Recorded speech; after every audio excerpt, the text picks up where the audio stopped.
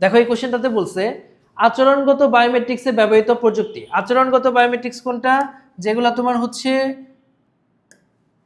মানে আচরণের মাধ্যমে, ব্যক্তির আচরণের মাধ্যমে শনাক্ত করা হয়। যেমন হচ্ছে এখানে ফিঙ্গারপ্রিন্ট থাকবে না, তারপরে হচ্ছে শারীরবৃত্তীয় বায়োমেট্রিক্স একটাও থাকবে না, হ্যান্ড জিওমেট্রি নাই, তারপর হচ্ছে আইরিশ স্ক্যানিং নাই। তার মানে আচরণগত বায়োমেট্রিক্স কি? 5 ওয়ার্ড একটা আচরণগত বায়োমেট্রিক্স। তারপর কি হতে পারে?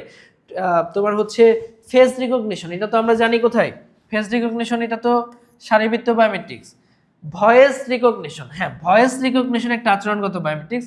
টাইপিং কিস্ট্রোক এটাও একটা আচরণগত বায়োমেট্রিক্স। তার মানে আমাদের অ্যান্সার কি হবে? অ্যান্সার হবে হচ্ছে 1 আর 2, সরি 1 আর 2 তো হবে না। অ্যান্সার আমাদের কি হবে? অ্যান্সার হবে হচ্ছে 2 আর 3। 2 আর 3 কোথায় আছে? এই যে সি নাম্বারে আছে হচ্ছে 2 আর 3। তার মানে আমাদের আচরণগত বায়োমেট্রিক্সে ব্যবহৃত প্রযুক্তি হচ্ছে ভয়েস রিকগনিশন এবং হচ্ছে টাইপিং কিস্ট্রোক।